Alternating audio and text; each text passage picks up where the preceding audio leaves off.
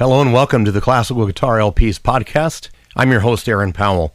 On today's episode, we'll be listening to Spanish music for guitar.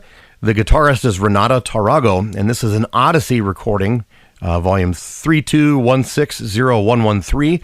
This exact pressing we're listening to happens to be a 1967 mono reissue of the 1962 original. And on side one, we'll be listening to the Concierto De Castilla by Torroba.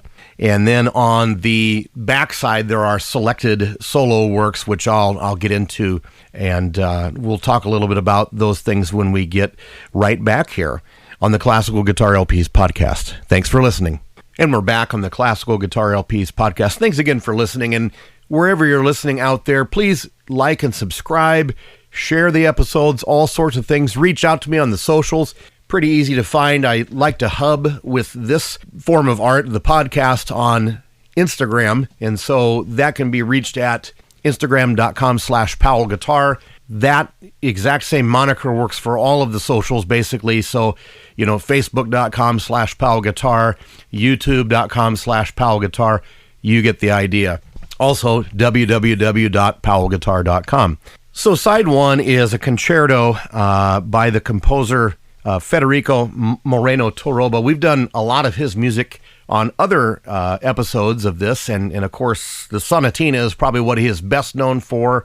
He does have the Castles of Spain, which is a lovely collected work. This one here, the Concierto De Castilla for guitar and orchestra, and I'll just give some comments, I guess, about side one, what you're going to hear. It's a very typical form of a concerto where, well, with the exception of having the slow introduction. Movements 1 and 3 both are sort of a bookend, a duplicate bookend. They have a slow introduction and then Adagio, it's marked, and then Allegro Moderato. And my notes that I gave myself on this is that really the first movement is lovely opening movement, lots of bravado. And then I think what you want to listen for is that there's just really this ending where it ends like a sports car sort of zooming into the garage, and you can kind of imagine the idea of if you've ever done that and just ran your car full bore and then bring it in and shut it off quickly in that sort of silence, and you hear the engine ticking and those sort of things. That kind of is how that first movement ends. It's really quite lovely.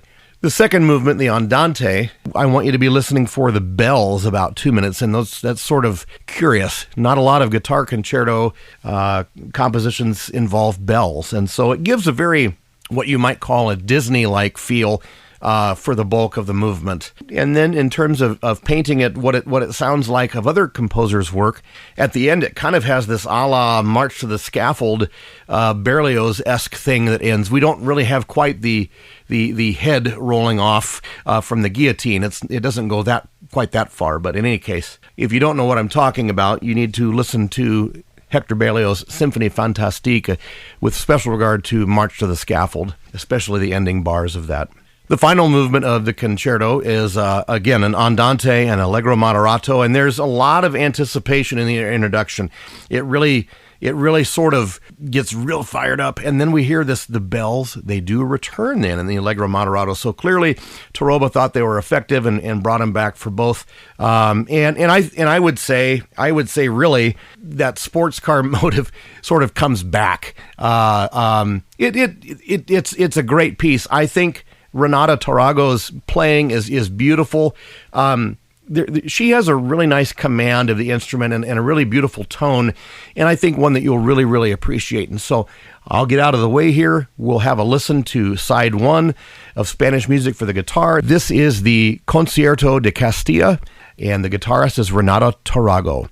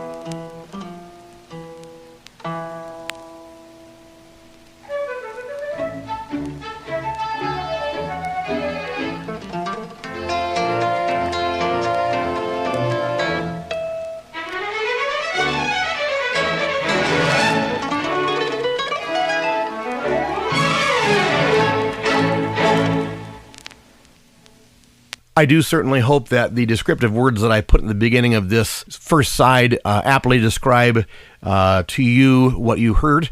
If not, please let me know. Send out a comment, send some sort of correspondence, one of the ways. The YouTube comments are pretty great. It's a nice interface. I can also read them on Instagram too if you send them that way. So either way, just would love to hear from the fans wherever you're listening from. And let me know, and do shout out where you're listening from. Every now and again, I hear somebody from Switzerland or from Naples, Italy. One time I heard from somebody. And so anyway, it's kind of nice hearing that, where people are from. So side 2, and I don't know much about Renata Tarrago. She was born in 1927. She passed away in 2005. When you search her up on Google, she's known as a teacher, although she could play. She could play very well, and I think her tone speaks a lot of volumes. Not to sound or superficial or anything, she happened to be an absolute knockout. I'm looking at the record jacket covers, and my goodness, she was a lovely and very striking woman. And so, anyway, just that's a point of fact. She was very beautiful lady indeed, and so her playing I think is equal. And so, what we start off with are some, war horses of the repertoire, if you will. So we start off with the Andante Largo. That's the one everybody plays on all their records. And what I'll say is that she plays this how most people play Soar. It's dry and pretty unimaginative. There are people who think that the music of Fernando Soar is boring, and I would say it's only boring if you play it that way. I think you can bring a lot of imagination to it. Soar was called the Beethoven of the guitar for a reason. Beethoven's music is certainly expressive, and there's lots to be interpreted. And I think if you can apply that sort of a lens through even the didactic works of Soar, but much less the concert pieces, they can become exciting very quickly. And so when performers aren't taking chances, then it's going to sound dry and unimaginative. The second track on side 2 is the Preludio in G minor, and it's by none other than Renata Tarrago.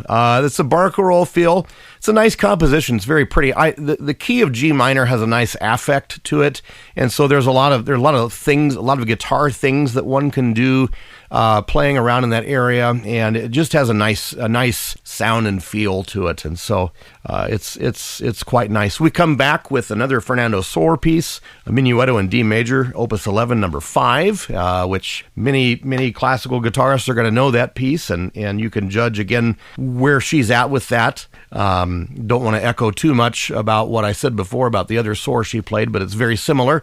Then we have an Andante from the Sonatina in A. I know I mentioned that we have heard that piece several times on other episodes of the podcast, and I think she plays rather remarkably. It's beautiful. She's got a good feel for playing Torroba's composition. So if I come across her playing any other Torroba, I will definitely do my best to get it on this show.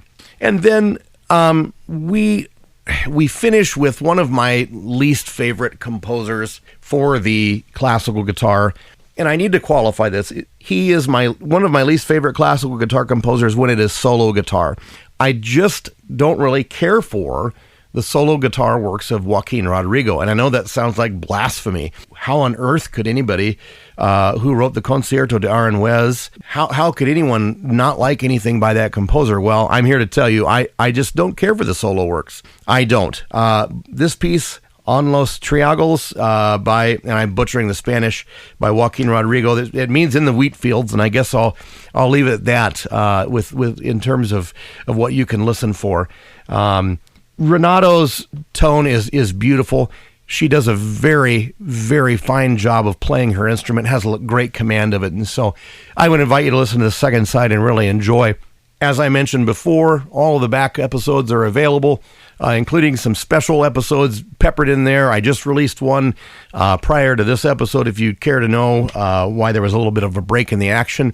And it's sort of my accountability promise to you, the listener out there, to keep a more steady output flow for this Classical Guitar LPs podcast. So I'll bid you a fond farewell. Enjoy side 2, Renata Tarrago. This is Spanish music for guitar. Thanks for listening to the Classical Guitar LPs podcast.